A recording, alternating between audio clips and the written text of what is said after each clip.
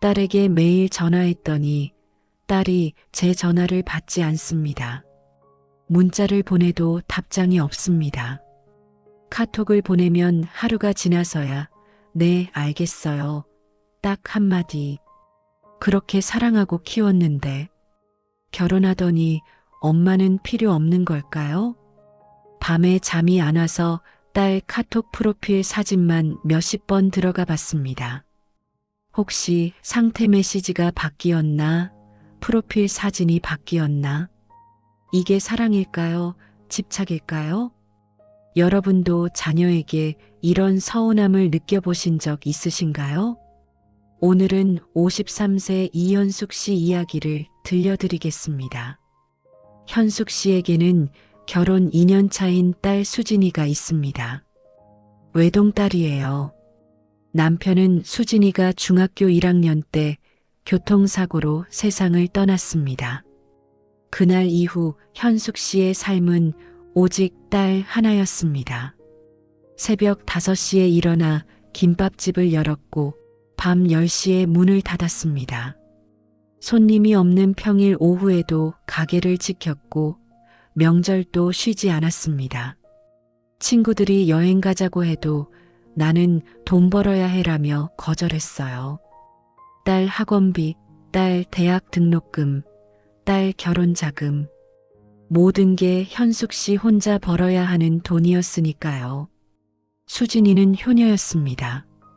고등학교 때부터 아르바이트에서 용돈을 스스로 벌었고 대학교 때는 장학금을 받아 엄마 부담을 덜어줬어요. 엄마 고생 많으셨어요. 제가 꼭 성공해서 엄마 편하게 해드릴게요. 딸의 이 말이 현숙 씨에게는 살아가는 이유였습니다. 그렇게 키운 딸이 좋은 사람 만나 결혼했을 때 현숙 씨는 세상을 다 가진 것 같았습니다. 사위도 착하고 시댁 식구들도 좋은 분들이었어요. 결혼식 날 현숙 씨는 딸을 꼭 안으며 말했습니다. 수진아, 행복해야 한다. 엄마는 그것만 바란다. 그런데 이상했습니다. 딸이 결혼하고 나니 집이 너무 조용했어요. 30년을 함께 살았는데 갑자기 혼자가 되니 뭘 해야 할지 모르겠더라고요. 아침에 일어나면 딸 방문을 열어보게 됐습니다. 텅 빈 방, 정리된 책상, 딸이 좋아하던 인형들. 수진아, 아침 먹어야지 부르던 습관이 남아서 혼자 중얼거리곤 했어요. 저녁에 김밥집 일을 마치고 집에 오면 더 적막했습니다. 혼자 밥을 먹는데 맛이 없었어요. 30년간 딸과 마주 앉아 먹던 식탁이 너무 넓게 느껴졌습니다. 처음엔 일주일에 한 번 전화했습니다. 수진아, 잘 지내니? 밥은 잘 챙겨 먹고? 네, 엄마, 잘 지내요. 걱정 마세요. 짧은 통화였지만 딸 목소리 듣는 게 좋았습니다. 그런데 일주일이 너무 길게 느껴지기 시작했어요. 수진이는 잘 먹고 있을까? 혹시 아픈 데는 없을까? 시댁에서 힘든 일은 없을까? 궁금한 게 너무 많았습니다. 그래서 일주일에 2번 전화하게 됐어요. 그러다 3번, 4번, 어느새 매일 전화하고 있었습니다. 오늘은 뭐 먹었니? 남편은 잘해주니? 혹시 싸우지는 않았어? 시어머니는 괜찮으시니? 잔소리 안 하시지? 주말에 엄마 집에 올 수 있어? 엄마가 너 좋아하는 갈비찜 해놓을게. 처음엔 딸도 잘 받았습니다. 엄마 잘 먹고 있어요. 남편도 잘해줘요. 시어머니도 좋으신 분이에요. 걱정 마세요. 하지만 점점 통화가 짧아졌어요. 엄마, 나 지금 회사야. 나중에 전화할게. 엄마, 나 지금 운전 중이야. 끊을게. 엄마, 좀 이따가 전화해도 돼요? 현숙 씨는 불안했습니다. 왜 통화를 피할까? 내가 뭘 잘못했나? 딸이 나를 귀찮아하는 건가? 불안은 더 많은 연락으로 이어졌습니다. 아침에 일어나자마자 잘 잤니? 라고 문자를 보내고 점심시간에 점심 먹었니? 라고 전화하고 오후에 피곤하지? 힘내 카톡을 보내고 저녁에 저녁은 뭐 먹었니? 다시 전화했습니다. 하루에 4~5번씩 연락했어요. 답이 없으면 불안해서 또 연락했습니다. 주말이면 반찬을 한가득 만들어서 딸의 집 앞까지 가져다 줬어요. 엄마가 해준 음식이 제일 맛있을 텐데, 냉장고에 뭐 있는지 봐야 하는데, 사위가 어머니, 저희가 할게요. 편하게 계세요라고 해도 아니야, 엄마가 해주는 게 제일 좋지라며 계속 가져다 줬습니다. 그런데 딸의 반응은 점점 차갑게 변했습니다. 엄마, 반찬은 괜찮아요. 우리도 만들어 먹어요. 엄마, 너무 자주 오시면 저희가 부담스러워요. 엄마, 전화 좀 자제해 주세요. 저도 바빠요. 현숙 씨는 이해할 수 없었습니다. 엄마가 걱정해서 연락하는 게 뭐가 문제야? 반찬 갖다 주는 게 왜 부담이야? 시집 가더니 엄마는 필요 없는 거야? 서운함은 더 집요한 연락으로 이어졌습니다. 딸이 카톡을 읽고도 답장하지 않으면 1시간 뒤에 또 보냈어요. 수진아, 엄마 메시지 못 봤니? 전화를 안 받으면 문자를 보냈습니다. 왜 전화 안 받아? 무슨 일 있어? 엄마 걱정되게 하지 마. 결정적인 날이 왔습니다. 명절 2주 전 현숙 씨는 딸한테 전화했어요. 수진아, 명절 때 우리 집에 오는 거지? 엄마가 너 좋아하는 음식 다 해놓을게. 그런데 딸의 목소리가 조심스러웠습니다. 엄마, 그게 올해는 시댁에서 명절을 보내기로 했어요. 뭐? 시댁은 가면서 친정은 안 온다고? 엄마, 작년에는 친정에 갔잖아요. 올해는 시댁 차례예요. 그래도 명절인데 엄마를 혼자 두고 가? 엄마, 이해해 주세요. 현숙 씨는 폭발했습니다. 이해? 뭘 이해해? 내가 너 하나 보고 30년을 살았는데 시집 가더니 엄마는 버리는 거야? 딸은 아무 말도 하지 않았습니다. 그리고 전화를 끊었어요. 그 뒤로 딸은 전화를 받지 않았습니다. 문자를 보내도 답이 없었어요. 현숙 씨는 며칠을 울었습니다. 일주일째 딸과 연락이 끊긴 날, 현숙 씨는 집 근처 절에 갔습니다. 마음이 너무 답답해서 절이라도 가야 할 것 같았어요. 법당에 들어가 절을 하는데 스님의 법문 소리가 들렸습니다. 사랑한다는 이유로 상대를 붙잡으면 그것은 사랑이 아니라 집착입니다. 진정한 사랑은 상대가 자유롭게 날아갈 수 있도록 손을 펴주는 것입니다. 부처님께서 말씀하셨습니다. 손을 펴면 모든 것을 얻고 손을 쥐면 아무것도 얻지 못한다. 여러분, 새를 사랑한다고 새장에 가두면 어떻게 될까요? 새는 날지 못해 괴로워하고 결국 죽게 됩니다. 진정으로 새를 사랑한다면 창문을 열어주어야 합니다. 그래야 새가 자유롭게 날 수 있습니다. 현숙 씨는 그 자리에 얼어붙었습니다. 손을 펴면 모든 것을 얻고 손을 쥐면 아무것도 얻지 못한다. 자신이 지난 2년간 했던 행동들이 주마등처럼 스쳐 지나갔습니다. 하루에 4~5번 하는 전화, 답장이 없으면 왜 답 안 해? 라며 재촉하던 문자, 주말마다 찾아가던 방문, 엄마 집에 와야지라며 압박하던 말들. 나는 딸을 사랑한 게 아니라 새장에 가둔 거였구나. 딸이 내 곁에 있어야 안심이 되니까. 딸이 나를 필요로 해야 내가 엄마로서 가치가 있다고 생각했구나.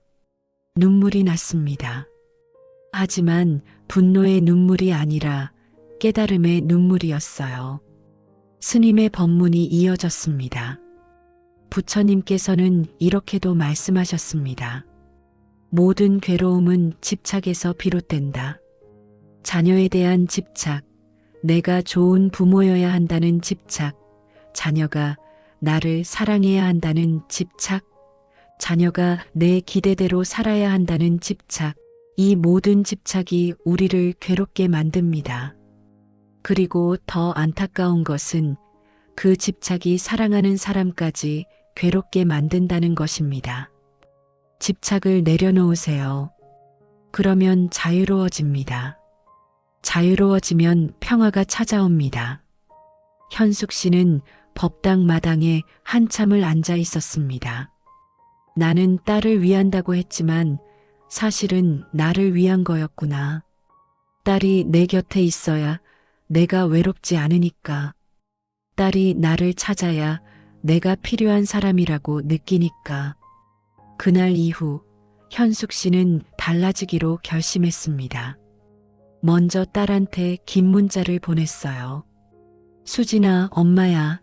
일주일 동안 많이 생각해 봤어. 그동안 엄마가 너한테 너무 집착했구나. 사랑한다는 이유로 너를 붙잡으려고만 했어. 네가 숨 막혔을 거야. 미안해. 이제부터 엄마가 달라질게. 네가 편할 때 연락해. 엄마는 언제든 여기 있을게. 너의 행복이 엄마의 행복이야. 사랑한다. 그리고 정말로 참았습니다. 딸한테 전화하고 싶은 손가락을 꾹 눌렀어요. 문자를 보내려다가 지웠습니다. 딸 카톡 프로필에 들어가려다가 폰을 내려놨습니다. 처음 일주일은 지옥 같았습니다. 매일 하던 일을 안 하니까 손이 근질근질했어요. 밤에 잠도 안 왔습니다. 수진이는 잘 지내고 있을까? 밥은 먹었을까? 하지만 참았습니다. 절에 가서 스님께 명상을 배웠어요. 마음이 딸한테 가려고 하면 호흡에 집중하세요. 현숙 씨는 자신의 삶에 집중하기 시작했습니다. 30년 만에 김밥집 문을 일찍 닫고 문화센터에 등록했어요. 서예 수업을 듣기 시작했습니다. 붓을 들고 글씨를 쓰는데 마음이 차분해졌어요. 요가도 배웠습니다.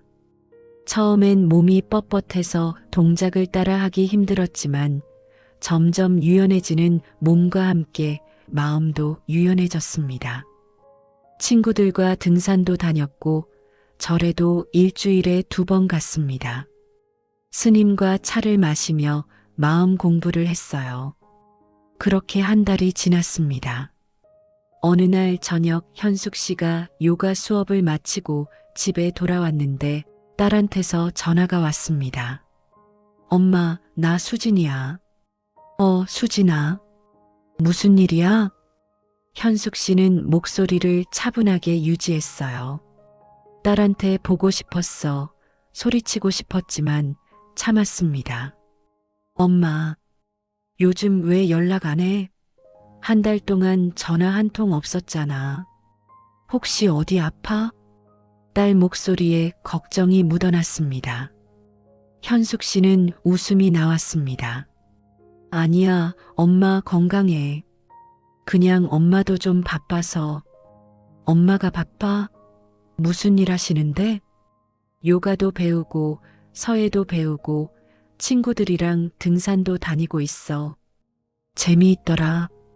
딸의 목소리가 환해졌습니다. 엄마, 진짜요? 엄마가 요가를 하신다고요? 나도 요가 배우고 싶었는데. 엄마, 다음 주말에 우리 집에 와서 가르쳐 줄 수 있어? 현숙 씨는 뜨거운 게 목을 넘어가는 걸 느꼈습니다. 그래, 갈게. 수진아, 엄마 미안해. 그동안 엄마한테 짜증내고 엄마가 보고 싶었어. 손을 펴니 딸이 돌아왔습니다. 붙잡으려 할 때는 도망갔던 딸이 놓아주니 스스로 엄마를 찾아온 거예요. 부처님 말씀이 맞았습니다. 손을 펴면 모든 것을 얻고 손을 쥐면 아무것도 얻지 못한다. 사랑하는 사람을 꽉 붙잡으면 상대는 숨이 막혀 도망치게 됩니다. 소나기에 쥔 모래는 빠져나가지만 손바닥에 펼쳐놓은 모래는 그대로 있습니다. 관계도 마찬가지입니다. 상대를 통제하려 하고 내 뜻대로 만들려 하면 상대는 숨이 막혀 떠나게 됩니다. 하지만 손을 펴서 자유롭게 해주면 상대는 스스로 우리 곁으로 돌아옵니다. 또한 부처님은 이렇게 말씀하셨습니다. 모든 괴로움은 집착에서 비롯된다. 우리는 왜 집착할까요? 두렵기 때문입니다. 자녀가 나를 떠나면 내가 외로울까봐, 자녀가 나를 필요로 하지 않으면 내 존재 가치가 없어질까봐, 자녀가 나를 사랑하지 않으면 내가 버림받은 것 같아서. 하지만 이 모든 두려움은 집착에서 비롯됩니다. 그리고 집착은 우리를 괴롭게 만듭니다. 진정한 사랑은 조건이 없습니다. 내가 이만큼 해줬으니 너도 나를 사랑해야 해가 아니라 네가 행복하면 그것으로 충분해라고 말할 수 있어야 합니다. 부처님의 또 다른 가르침입니다. 집착을 버리면 자유로워지고 자유로워지면 평화가 찾아온다. 현숙 씨는 딸에 대한 집착을 내려놓고 자신의 삶을 살기 시작하면서 비로소 진정한 평화를 찾았습니다. 그리고 놀랍게도 관계도 회복되었습니다. 딸은 이제 스스로 엄마에게 연락합니다. 엄마, 오늘 점심 뭐 드셨어요? 엄마, 이번 주말에 갈게요. 엄마가 해준 음식 먹고 싶어요. 현숙 씨가 매달릴 때는 오지 않던 딸이 놓아주니 스스로 찾아오는 것입니다. 이것이 바로 부처님의 지혜입니다. 여러분도 혹시 사랑하는 사람을 너무 꽉 붙잡고 있지는 않나요? 자녀든 배우자든 친구든 부모든 우리가 정말 사랑한다면 그 사람이 자유롭게 날 수 있도록 손을 펴주어야 합니다. 손을 펴는 게 두렵습니까? 떠나갈까봐 무섭습니까? 부처님 말씀을 믿어보세요. 손을 펴면 모든 것을 얻게 됩니다.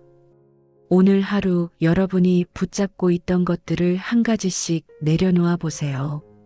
자녀에 대한 기대, 배우자에 대한 불만, 과거에 대한 후회.